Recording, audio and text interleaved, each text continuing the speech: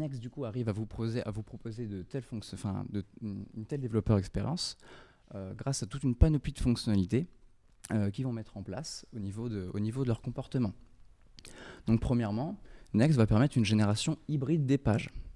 Ensuite, ils vont aussi proposer un routeur basé sur le file system. On va avoir aussi l'optimisation des assets divers et variés. On va aussi avoir une internalisation de l'application possible. On va aussi avoir TypeScript qui est supporté par défaut et des règles de linter aussi implémentées par défaut sur Next. On va aussi avoir des routes d'API. Mais surtout, en fait, on va faire ça en zéro configuration. C'est-à-dire qu'on n'a pas besoin de toucher ni à Webpack, ni à Babel, ni TypeScript, rien. Bon, après, si on veut le faire, on peut quand même le faire, mais par défaut, il n'y a pas besoin de le faire. Donc du coup, on va voir aujourd'hui à peu près toutes ces grosses fonctionnalités majeures de Next. Et donc, on va commencer par le commencement. Comment est-ce qu'on crée une application Next concrètement? Parce que sinon, si on ne crée pas d'application, ça va être compliqué d'avoir un produit final.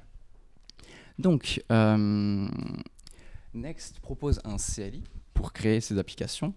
Est-ce qu'il y a des gens qui ont déjà utilisé Create React App ici? Non? Ok. Voilà. À la régie, visiblement, voilà. Donc du coup, Next propose un CLI un peu de la même manière. Donc il a son CLI, mais il a aussi un projet NPX. Et du coup, la création d'une application Next est assez simple, puisqu'elle se fait en une seule commande, npx create next app. Ensuite, une fois qu'on va attendre un petit peu le temps de télécharger tout l'internet dans notre dossier Node Modules, on va se retrouver avec une application Next qui est déjà prête à être déployée. Donc on va se pencher rapidement sur la structure que crée Next parce qu'ils ont pour objectif, je rappelle, d'avoir une développeur expérience assez bonne et donc du coup d'avoir une structure, on suppose, assez simple. Donc on va voir ça tout de suite. Donc voici la structure par défaut qu'on a quand on crée un fichier, une application Next, pardon. Et on va se pencher sur principalement trois éléments importants et demi. Donc on va avoir en premier le fichier nextconfig, juste ici, voilà. Donc ce fichier nextconfig, le nom est assez clair pour le coup, ça va être la configuration de votre projet Next. Ensuite on va avoir le dossier public, dans lequel on va avoir toutes les données qui vont être statiques. Donc on va avoir, imaginons, les images, le favicon, les métadatas du site, etc. etc. Et enfin, le dossier le plus important, le dossier Pages, dans lequel on va avoir tout simplement les pages de l'application Next. Et ensuite, on va avoir aussi une petite exception au niveau de, un petit élément en plus. Ça va être le dossier API à l'intérieur du dossier Pages. Ça va être le dossier qui va nous permettre de créer nos fonctions d'API, nos routes API. Tout ça, on verra ça un petit peu plus tard. Donc, hop, voilà. Aussi, un petit élément qu'on peut faire en plus, si on a envie d'avoir une meilleure structure au niveau de notre application, on peut très bien aussi imaginer englober toutes nos sources dans un fichier SRC, sauf le fichier public et le fichier package. Comme ça, on va pouvoir organiser nos libs, nos hooks, etc. dans un seul fichier et centraliser les sources. Voilà. Donc maintenant, la question qu'on va vouloir se poser, les pages, là on voit que du coup il y a un dossier page, mais comment est-ce qu'on crée une page concrètement?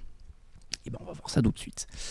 Donc, pour voir comment on crée une première page, on va d'abord quand même voir un tout petit peu la base du routeur Next. Donc comme je disais juste avant, Next propose un routeur basé sur le file system. Le file system, tout simplement, va dire qu'en fait on va créer les routes en se basant sur le nom du fichier. Par exemple, si on a un fichier qui s'appelle blog.js, le routeur Next va exposer une route /blog. Voilà.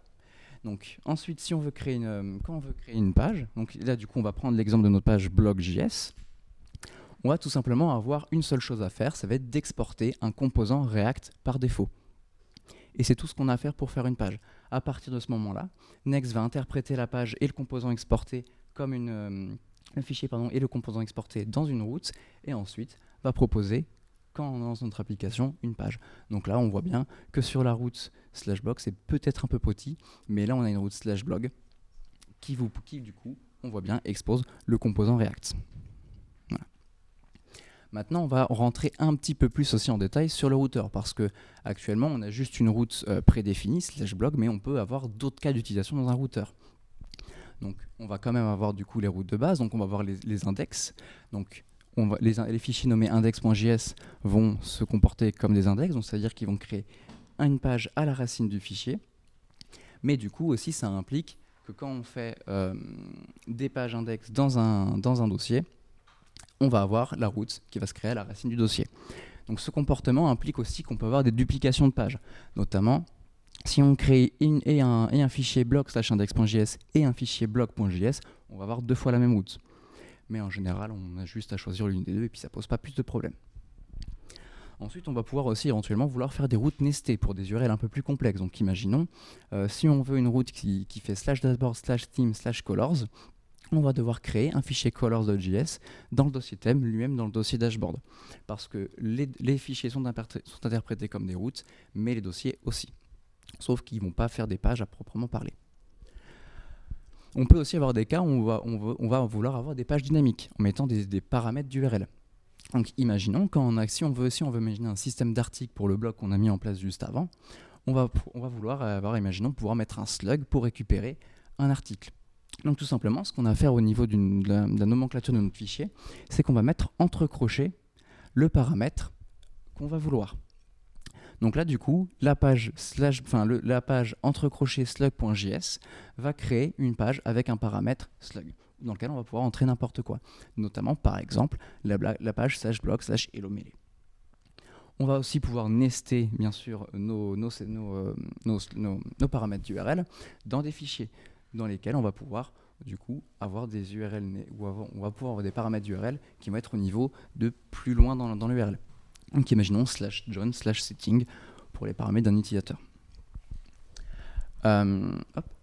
Et enfin, dans certains cas, on va vouloir, imaginons, pour cacher absolument toutes les routes. Donc si, imaginons, on a beaucoup d'arguments, enfin beaucoup de paramètres qui se suivent, ou alors simplement qu'on ne connaît pas l'ordre, et ben on va pouvoir mettre 3 petits points avant le nom du paramètre pour catcher toutes les routes suivantes. Donc notamment, imaginons, là, all 3 petits points all entre crochets va créer du coup une route post qui va catcher tout, et on va pouvoir faire, imaginons, post /2021/id/title, post/toto, post/john sera redirigé vers le fichier all.js.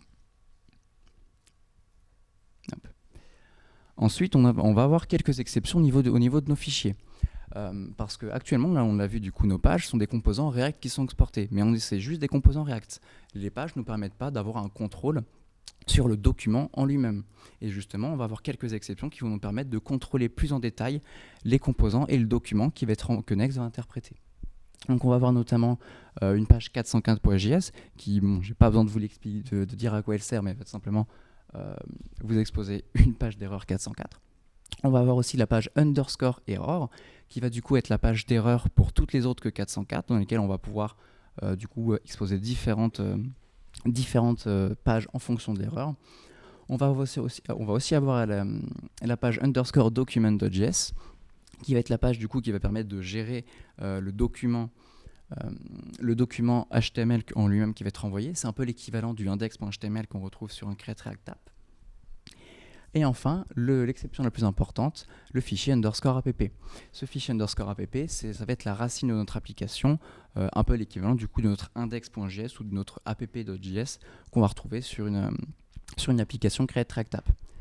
Donc ce fichier app, on va voir un peu plus en détail qu'est-ce que c'est. Donc là-dedans, on va exporter aussi comme par défaut un composant parce que ça reste une page dans lesquels on va du coup pouvoir effectuer on va pouvoir gérer nos composants de manière globale. Dans ce fichier app en fait va surtout être utile quand on va vouloir exposer, imaginons, des providers globaux, ou tout ce qui est un state global au niveau de l'application. Voilà. Ensuite, donc maintenant, là, on a une application on peut créer des pages et on peut contrôler le routeur, mais ce qui peut être bien éventuellement, c'est de pouvoir la styliser, parce que sinon on fait un bond de 20 ans en arrière sur nos applications. Donc du coup, on va voir tout de suite comment est-ce qu'on peut... Pas de souci. Donc on va voir tout de suite comment est-ce qu'on va pouvoir appliquer du style sur notre application Next. Donc Next propose par défaut 3 manières différentes pour appliquer du style sur nos applications. On va avoir les styles globaux, les styles avec du module CSS et avec un package qui s'appelle Style.jsx. Donc en premier, les styles globaux.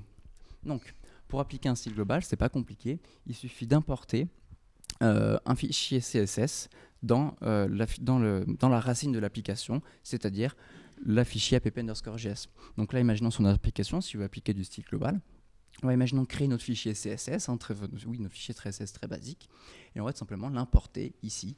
Donc un import de style/global.css dans notre application. Et à partir de ce moment-là, tous les styles seront appliqués dans toutes les pages. Ensuite, on va avoir une méthode un peu plus précise, du coup, les modules CSS. Donc les modules CSS vont permettre du coup de définir du composant en passant par du coup la notion de module sur JavaScript, ou tout simplement en fait on va au niveau de notre fichier CSS, au lieu de le nommer juste .css, on va le nommer .module.css, et à partir de ce moment-là, le fichier va être interprété du coup comme un module CSS, et ça va nous permettre d'importer notre module dans notre classe, enfin oui, dans nos pages, pardon. Donc là, imaginons on a créé un module CSS avec une classe title, dans laquelle dans notre page, imaginons la blog page, on va pouvoir importer notre module CSS. Quand on récupère du coup l'export par défaut, ça va en fait nous exposer un objet JavaScript dans lequel on va voir la liste des classes, dans lesquelles du coup on va pouvoir attribuer avec React la classe. Et ensuite, du coup, lors du build de React, ça va automatiquement nommer les classes par module. Et imaginons là quand on regarde sur notre site, le titre est devenu rouge, c'est joli.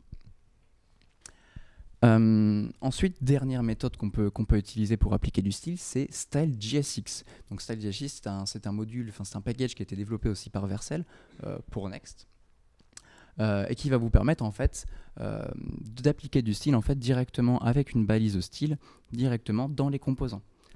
Donc là, imaginons sur notre composant, on va vouloir créer un composant article liste qui vont prendre du coup en props des articles et qui vont du coup nous créer une liste.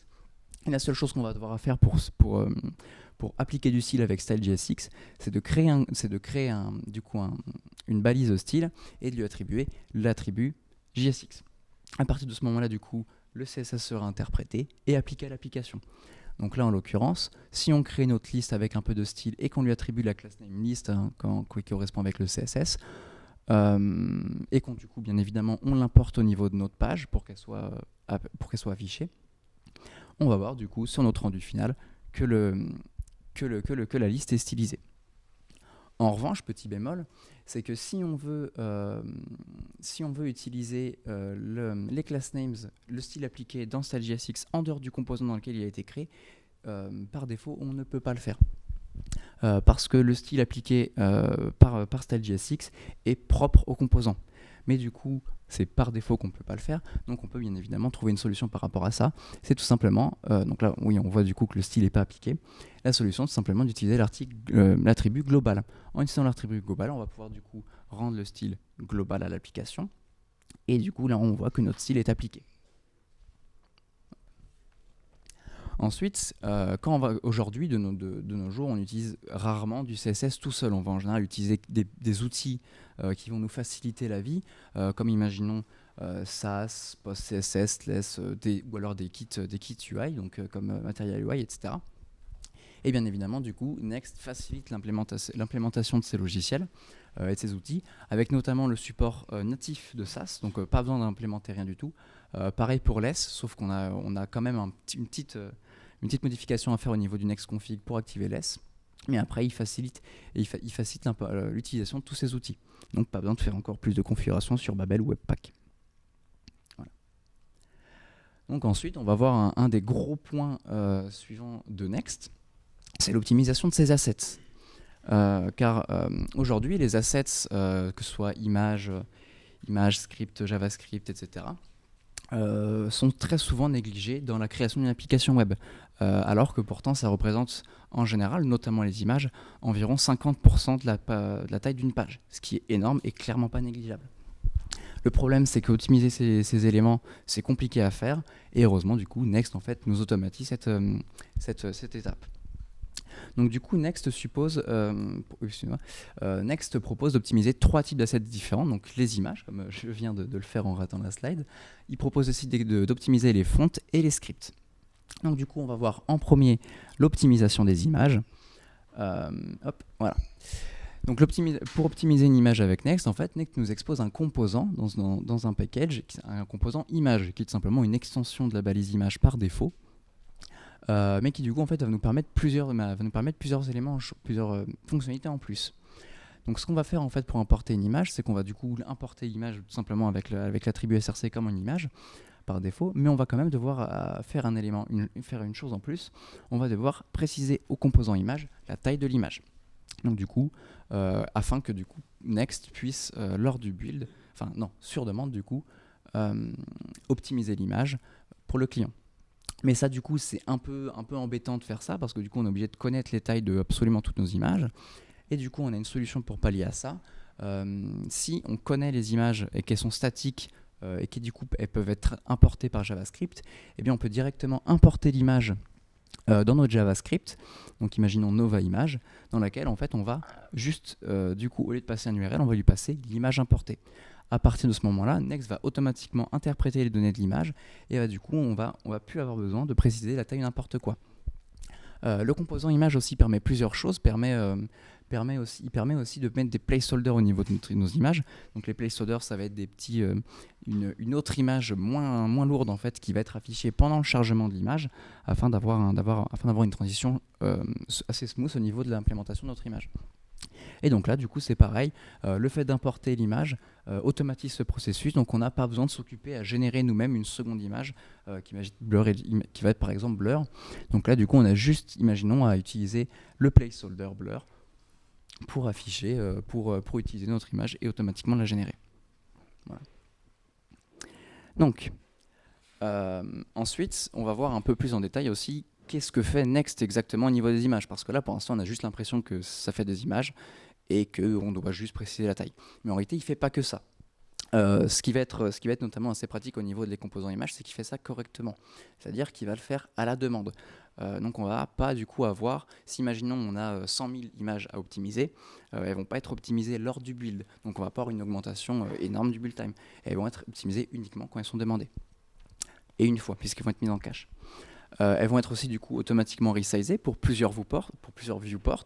Comme ça, on n'a pas besoin que pour plusieurs viewports qui du coup vont être adaptés, imaginons, au format PC, au format mobile, etc. etc. Les images vont aussi automatiquement être transformées en des formats adaptés au web, donc notamment, imaginons le web picture, etc. Si bien évidemment le navigateur le supporte. Il va aussi faire du lazy loading, c'est-à-dire que tant que l'image n'est pas demandée et qu'elle ne fait pas partie du viewport, elle ne va pas être chargée. Comme ça permet de réduire fortement le first contentful paint, donc c'est-à-dire le premier chargement en fait qui apparaît. Les images ne sont pas chargées, donc on n'a pas besoin de charger des images qui ne font pas partie, qui ne sont pas vues. Et enfin aussi on a une sécurité ou une CQT contre le cumulative layout shift. Donc le cumulative layout shift, c'est quoi ? Simplement, c'est, je ne sais pas si, je suppose que vous avez déjà tous vécu ça en naviguant sur Internet, c'est imaginons quand on fait une action ou alors que quelque chose charge, en fait, ça va décaler toute l'application. Du coup, on va se retrouver en fait avec, ça va du coup resizer l'application, on va avoir des boutons qui vont bouger, on va avoir le texte qui va se décaler, etc. Et ça en met un gros coup dans les tibias à notre UX. Et notamment les moteurs de recherche sont très sévères sur ces points-là. Si on a un si on n'a pas de cumulative layout shift, on va avoir un gros malus en SEO. Et justement, Next propose une CQT contre ça pour que tout simplement ça n'arrive pas. Ensuite, point suivant des assets, l'optimisation des fonts. Donc l'optimisation des fonts, c'est assez simple parce que les fonts, c'est pas non plus quelque chose de très très gros optimisé. La seule chose qu'il va faire en fait, c'est que les fonts qui vont être importées, elles vont être automatiquement chargées inline, donc dans le CSS directement. On va pas devoir aller télécharger le CSS de TypeKit et ensuite aller télécharger les fonts. Ou alors pour Google Fonts, c'est pareil. Il va directement importer le CSS et après les fonts vont être téléchargées en cache pour optimiser du coup le temps de chargement au niveau de notre utilisateur. Donc pour optimiser les fonts, c'est pas compliqué. La seule chose qu'on a à faire, c'est de l'importer. C'est tout. Mais quand même, pour importer une fonte, il faut quand même pouvoir savoir importer une fonte. Donc pour l'importer, ce qu'on va faire, c'est qu'on va devoir utiliser le link qu'on utilise d'habitude dans notre document. Et du coup, pour customiser notre document, on va utiliser du coup la page qu'on a vue un peu plus avant, la page underscore document, dans laquelle du coup on va exporter une classe qui va correspondre globalement dans l'ensemble à une page, un document HTML dans lequel, dans notre composant head, on va pouvoir y passer notre link et c'est la seule chose qu'il y a à faire. À partir de ce moment-là, la fonte va être automatiquement optimisée et prête à être délivrée au client. Et enfin, la dernière grosse optimisation au niveau des assets, c'est l'optimisation des scripts. Donc les scripts, on peut les importer un peu partout dans nos documents, et en fonction de où est-ce qu'ils se placent dans le HTML, ils vont pardon, ils vont avoir un impact différent sur le chargement. Imaginons s'ils sont hauts dans notre page, donc imaginons dans le head, ils vont être chargés en premier, alors que s'ils sont tout en bas, ils vont être chargés en dernier. Et ça va du coup impacter en fait sur la manière dont les scripts dont les scripts vont être chargés au niveau de notre page. Et donc notamment, Next propose d'utiliser aussi comme l'image un composant script dans lequel on va pouvoir lui donner ce qu'on appelle une stratégie de chargement, dans lequel du coup il va interpréter cette stratégie et l'implémenter ensuite et charger du coup le script pour le client en fonction de sa stratégie. Donc on a notamment la stratégie. On va voir notamment la stratégie After Interactive, qui va être la stratégie par défaut, donc celle-là, pas besoin de la préciser. Donc imaginons, on va pouvoir importer notre Google Analytics.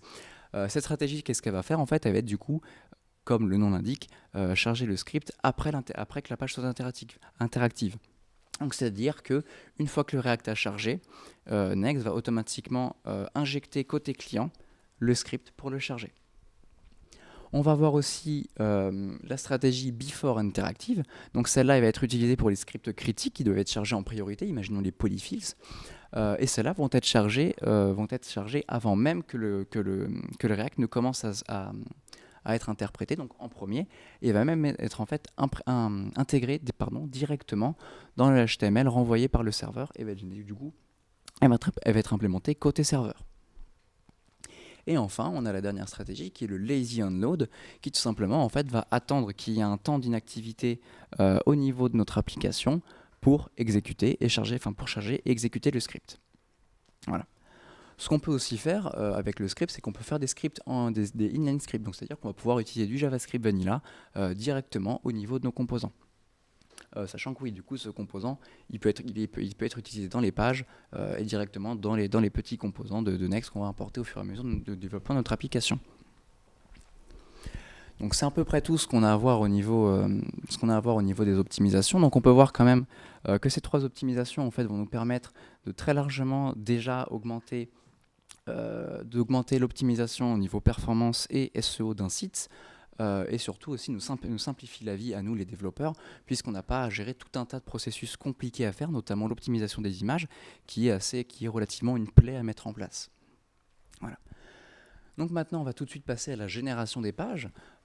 Comment est-ce que Next interprète la génération des pages et comment est-ce qu'on va pouvoir récupérer des données?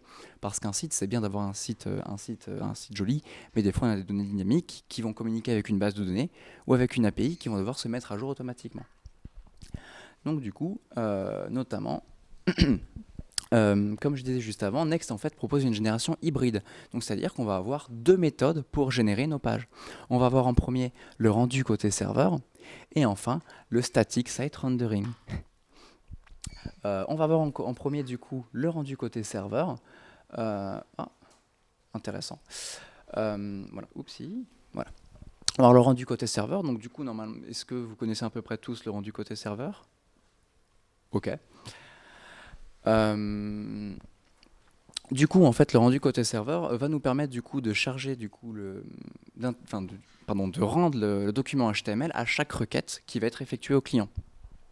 Donc, pour effectuer ce rendu côté serveur, on va devoir utiliser une fonction que propose Next en fait, et c'est une fonction qui s'appelle getServerSideProps. Donc pour activer cette génération statique avec cette fonction, la seule chose qu'on doit faire au niveau de notre page, c'est qu'on va devoir exporter en fait ce composant getServerSideProps. Donc là, si on prend notre page qu'on avait créée juste avant, si imaginons on va implémenter notre fonction getServerSideProps qu'on va exporter, on va pouvoir lui retourner les articles. Donc comment du coup cette fonction se comporte exactement? Donc on a en premier un argument contexte qui va être en fait le contexte de l'application, de la requête, pardon, dans lequel on va avoir toutes les informations basiques d'une requête, donc requête et réponse, mais on va avoir aussi quelques informations propres annexes, donc on va avoir le document accès aux paramètres d'URL, à la locale, etc., qu'on verra un peu plus tard pour du coup avoir une interprétation plus évoluée de nos données. Donc ensuite, dans notre fonction, on va pouvoir du coup exécuter notre logique métier, et comme la fonction est exécutée serveur, on peut y faire des exécutions sensibles, donc directement se connecter à une base de données ou à une API avec une private key. Ensuite, pour ensuite retourner les données à notre client, on va du coup retourner en fait dans l'objet une propriété props, qui en fait, l'objet dedans va être retourné, ici vous le voyez, en props aux composants de la page. Comme ça, on va pouvoir transiter les données serveur-client. Cet objet a quand même quelques paramètres en plus qui vont nous permettre du coup d'implémenter quelques edge cases, enfin la gestion de quelques edge cases en plus. Donc on va avoir notamment la gestion des erreurs. On va pouvoir utiliser, imaginons, la propriété notFound pour retourner l'erreur 404 qui va du coup charger automatiquement la page 404 si elle est définie. Sachant que du coup si on retourne un code 404 sans passer par ça, la page qui va être utilisée, ça va être la page _error parce que l'erreur n'est pas vraiment gérée. Dans lequel du coup là imaginons si on fait une requête à une API quelconque et qu'on n'a pas de data, on va pouvoir retourner notre found et la page va être interprétée comme une erreur 404. Enfin aussi on va aussi avoir les redirections. Imaginons si on veut mettre à jour nos URL, on va pouvoir tout simplement rediriger nos requêtes avec l'objet, avec la propriété redirect. Voilà. Donc c'est à peu près tout au niveau du server-side rendering. Du coup, la récupération des données se fait assez simplement, et surtout l'activation de la fonction rendue côté serveur se fait aussi assez intuitivement. Maintenant, ce qu'on va voir du coup, c'est le static site rendering. Donc ça, c'est un peu plus farfelu déjà. Je ne sais pas si des gens ont déjà entendu parler du static site rendering. C'est une chose qui a été popularisée il y a très longtemps et qui a été oubliée, et puis qui maintenant recommence à revenir un peu en force. Donc on va voir concrètement comment fonctionne le static site rendering. Donc très grossièrement, le static site rendering, ça consiste à rendre l'intégralité de votre application web et ensuite de la mettre en cache. Plus joliment, on va pouvoir dire que le static site rendering va rendre un site statique en se basant sur deux éléments. On va avoir des données qui vont être récupérées, qui vont être, imaginons, des fichiers statiques, une API GraphQL ou REST, un CMS headless, etc. Et on va avoir aussi des templates. Donc dans notre cas, imaginons les données, c'est ce qui va être récupéré par notre fonction, par la fonction du coup qui va nous permettre le data fetching, qu'on verra un peu après, et les templates, ça va être tout simplement notre page. Et ensuite, du coup, le static site builder, donc dans notre cas Next.js, va ensuite récupérer ces données pour nous sortir des fichiers statiques. Par fichier statique, j'entends fichier HTML basique, sans rendu côté serveur. Voilà. Donc, en pratique, à quoi ça ressemble? Comment est-ce qu'on va implémenter et activer le static site rendering sur notre site? Donc imaginons, si on n'a pas besoin de récupérer de données du côté de nos serveurs, si on n'a pas de logique métier côté serveur à exécuter, et ben on a besoin de rien faire, puisque le static site rendering, en fait, c'est la méthode de génération par défaut des pages sur Next. En revanche, si on a besoin de récupérer des données sur notre site, on va devoir utiliser la fonction getStaticProps. Elle fonctionne littéralement de la même manière que getServerSideProps, dans laquelle du coup on va exporter notre fonction, on va récupérer nos articles et on va lui exposer l'objet. La seule différence qu'on a, c'est que le contexte, là, cette fois-ci, est vachement plus petit, vu qu'en fait, la fonction getStaticProps, en fait, va être exécutée uniquement lors de l'étape de build. Elle ne va pas être, puisque lors de l'étape de build, on va ressortir un fichier statique qui va être délivré. On ne va pas avoir de logique serveur qui va être exécutée pour retourner cette page. Donc du coup, on n'a pas accès aux objets rec et aux objets res. Par contre, on va quand même avoir accès aux informations propres annexes, donc notamment les paramètres d'URL, etc. Ensuite, ce qu'on peut vouloir mettre en place aussi, c'est, imaginons, là, vous le voyez, c'est notre page blog.js qui est rendue statiquement, on récupère nos données. Mais imaginons, on peut avoir des cas où on va du coup, par exemple, la page article, on va vouloir récupérer les données de l'article, qui va être une donnée dynamique. Le problème, c'est que comment est-ce qu'on génère statiquement quelque chose de dynamique? Là, il y a un problème qui se pose. Eh bien, tout simplement, il y a une méthode que permet Next, qu'on va voir un petit peu après, parce qu'on va du coup d'abord, imaginons, vouloir mettre en place du coup un semblant de base de données avec, imaginons, plusieurs articles avec des données qu'on va vouloir récupérer. Donc imaginons 5 raisons d'utiliser Next, bien numérique édition numéro 20 2021. Et enfin, l'utilité du lorem ipsum. Donc on a nos trois petits articles qui sont très jolis et très intéressants, qu'on va du coup vouloir récupérer du côté de notre article. Donc là, du coup, imaginons on va vouloir créer une page dynamique, donc article, imaginons comme on l'a vu, donc blog/slug, dans laquelle du coup on va vouloir afficher notre article et récupérer dans notre get server, dans notre get static props, les données de l'article. Donc du coup, on va récupérer dans l'objet contexte la propriété params qui va nous permettre en fait de savoir quel paramètre est dans le slug ici. Donc là, du coup, si on fait params.slug, on va voir la valeur qui va être ici. Voilà. Mais du coup, on va répondre maintenant enfin à la question comment est-ce qu'on génère statiquement des données, des pages dynamiques. Et c'est grâce à une fonction en plus qu'on va devoir utiliser, la fonction getStaticPaths. L'objectif de cette fonction, c'est tout simplement en fait de lister toutes les routes possibles et imaginables. Donc, dans notre cas, imaginons ce qu'on va retourner, c'est qu'en fait on va mapper à travers tous les articles et on va y retourner leur slug. Comme ça, en fait, cette fonction de getStaticPath va nous retourner un tableau avec la liste des passes. Donc là, on va avoir ces trois passes qui vont être générées automatiquement. Donc /blog/link raison d'utiliser next, mais numérique, édition numérique, etc. Donc ensuite, ce que va faire Next, c'est qu'en fait, une fois qu'il a ces trois pages, en fait, il va générer statiquement, une par une, les pages en exécutant la fonction getStaticProps. Donc là, si on va sur notre application et qu'on utilise une route dynamique, on peut voir que la route dynamique a été récupérée, a été interprétée et générée statiquement. Voilà. Oupsie. On va voir ça un peu après. Aussi, un truc qui peut être intéressant, c'est que là, en fait, actuellement, nos pages statiques, elles sont générées statiquement. C'est un fichier HTML qui est caché et qui ne bouge plus. Mais ce qu'on peut imaginer vouloir faire, c'est quand même avoir de temps en temps, quand même, on veut vouloir réactualiser nos données. Parce que si on a une donnée qui change souvent, imaginons nos articles, quand on va poster de nouveaux articles, la donnée ne va pas se mettre à jour toute seule. Et donc là, c'est là que je vous parle du coup de la régénération incrémentielle, ou la régénération statique incrémentielle, ou ISR. Et du coup, cette ISR, qu'est-ce que c'est ? En fait, ça signifie tout simplement que pour certaines pages choisies, on va pouvoir les régénérer du coup statiquement à intervalles réguliers. Donc comment est-ce qu'on va mettre ça en place au niveau de notre application ? Ça va être très simple. On va juste devoir utiliser la propriété revalidate dans notre objet. Donc là, imaginons, on va mettre revalidate 10. Ça va correspondre au nombre de secondes entre chaque régénération. Donc du coup, là, imaginons, toutes les 10 secondes, notre page va être régénérée. Mais en réalité, la page ne va pas être régénérée toutes les 10 secondes. Il va y avoir un petit quick qu'on va voir juste tout de suite. Donc du coup, comment en fait va fonctionner exactement la régénération incrémentielle ?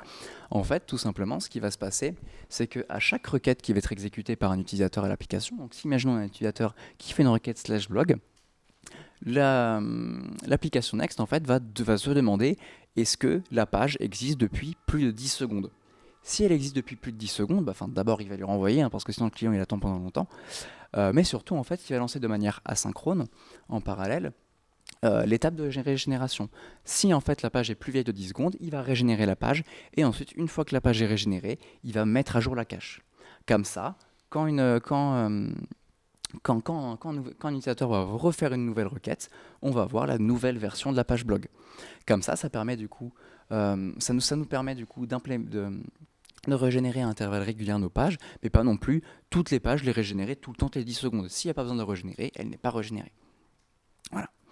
Donc du coup, en plus, cette ISR va offrir une grosse optimisation au niveau de notre charge serveur, va permettre de beaucoup réduire notre charge serveur, étant donné que pour une donnée qui va être, imaginons, très demandée, mais qui ne va pas être souvent mise à jour, imaginons, si on prend un article, si on prend un blog qui a 1000 requêtes par heure, pas tant que ça, mais c'est déjà bien, et du coup, cette ISR, imaginons, si on régénère notre blog uniquement toutes les 10 minutes, imaginons, on va avoir besoin d'exécuter côté serveur qu'une seule fois le rendu de la page.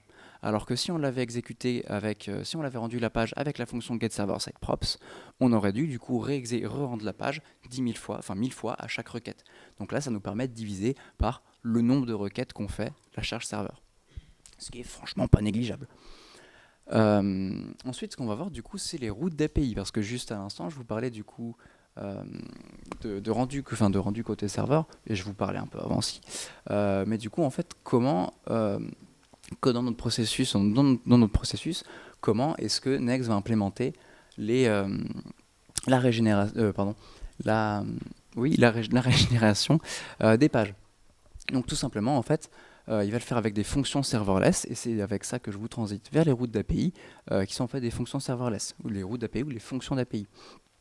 Donc ces routes d'API, en fait, ça va être des pages normales, donc au niveau de la nomenclature des fichiers, mais on va avoir un petit changement, c'est que là, au lieu d'exporter un composant React, on va pouvoir exporter un handler, dans lequel on va pouvoir avoir du coup une requête et une réponse, et on va pouvoir exécuter la logique serveur. Ça nous permet du coup de créer une petite API locale qui va être exécutée en serverless.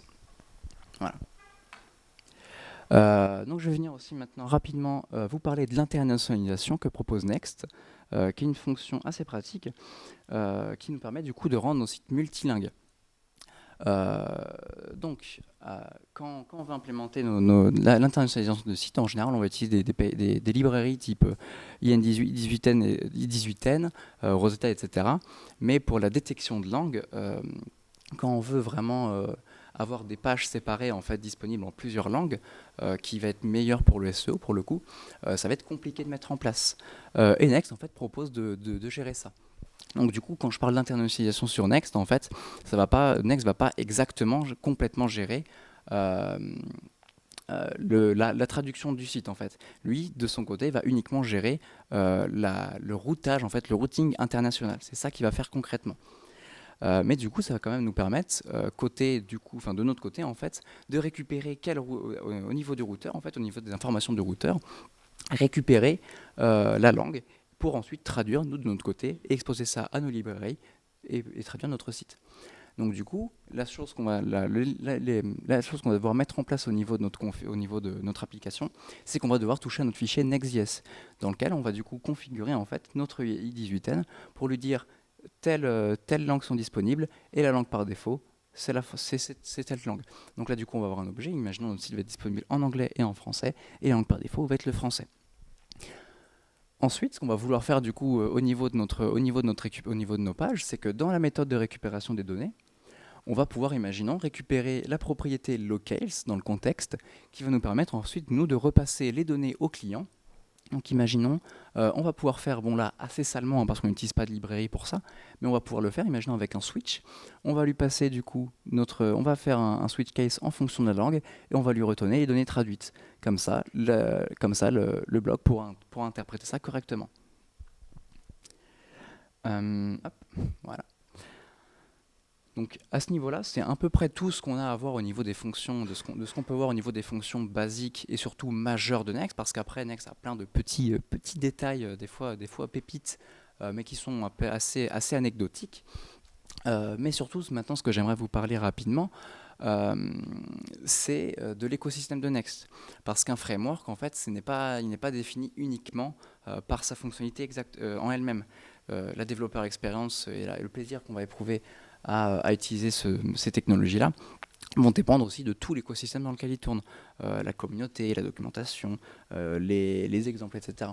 Et donc notamment, Next est un écosystème très fort. Premièrement, il y a une communauté très très active, et de ce fait, on a beaucoup de plugins. Si vous voulez faire de l'authentification, il y a beaucoup de plugins. Si vous voulez faire une PWA, il y a des plugins. Si vous voulez faire du SEO un peu plus avancé, il y a des plugins. Si vous voulez faire un sitemap, il y a des plugins. Bref, il y en a à peu près pour tout et n'importe quoi. À vous de choisir. Aussi, un élément de l'écosystème Next qui est assez intéressant, c'est sa documentation. Ça peut paraître assez trivial, mais il n'empêche que pour apprendre un langage, ou une technologie en manière générale, des fois, une bonne documentation peut suffire à n'importe quel tutoriel. Et en l'occurrence, la documentation Next, bon, pour le coup, c'est uniquement un avis personnel, mais à mon avis, elle est très très documentée, elle est très développée, et surtout, Next propose toute une tonne d'exemples en fait, d'utilisation des applications Next. On va pouvoir imaginer, on va avoir des exemples assez exotiques, genre comment est-ce qu'on intègre Next dans du Electron, comment est-ce qu'on fait une API GraphQL avec Electron. Bref, il y a pas mal de templates actuellement. Quand j'avais initialement fait cette... cette préparation, Il y a quelques mois, il y avait 280 templates de disponibles, mais ça a dû augmenter encore un peu. Je pense qu'on a dépassé les 300 templates disponibles. Bref, il y a de quoi s'amuser avec Next. Aussi, toute intégration d'un framework aussi passe forcément par une mise en production, parce qu'on a parlé beaucoup de développement, mais il n'empêche, une application, ça a pour but d'être déployée. Et donc on va voir tout de suite comment est-ce que on déploie notre application. Donc laissez-moi revenir rapidement sur Vercel. Donc Vercel, c'est l'application c'est l'entreprise qui a développé l'application Next, et Vercel propose avec une solution d'hébergement qui est optimisée concrètement pour Next. Donc du coup, il propose un service un peu comme il propose un service un peu comme Natifly, où en fait on va pouvoir déployer avec un CI/CD très évolué à partir d'un Git nos applications. Et ensuite, Vercel va proposer du coup de gérer littéralement tout. La seule chose qu'on a à faire, c'est qu'on a relié notre Git, et ensuite Vercel fait le build et déploie notre application. Ce qui est très intéressant, c'est surtout comme c'est Vercel qui a créé l'entreprise, qui a créé le framework, ils le connaissent bien. En tout cas, j'espère. Et du coup, leur solution d'hébergement est vraiment optimisée spécialement pour l'implémentation d'un Next. Surtout qu'en plus, Vercel est assez gentil, on va dire, puisqu'il propose des solutions gratuites, franchement rentables, dans lesquelles on peut déployer une centaine d'applications, je crois, différentes. Non, on peut déployer une application limitée sur une centaine de noms de domaines différents, avec une bande passante de 100 gigas par mois. Pour une utilisation personnelle, c'est très bon. Par contre, après, pour les entreprises, ça commence à rentrer dans les tarifs. Faut manger, hein, bien évidemment. Et du coup, pour les entreprises, quand on va être sur un groupe, on va être sur un tarif d'environ 20 $ par membre par mois. Mais là, ça fait sauter quasiment toutes les limitations, à part sur la bande passante qui passe de 100 gigas à 1 Tera par mois. Et puis après, on peut très bien contacter l'équipe commerciale ou l'équipe technique de Vercel pour faire sauter aussi cette limite. Voilà. Donc c'est à peu près tout ce que j'ai à vous dire sur Next et son écosystème. Donc bref, qu'est-ce qu'on a vu aujourd'hui sur Next?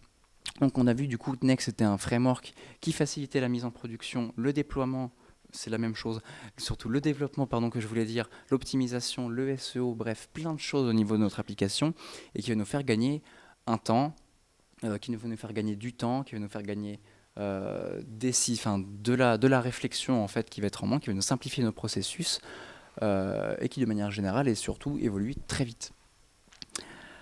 Donc je vous remercie à tous de m'avoir écouté sur cette présentation.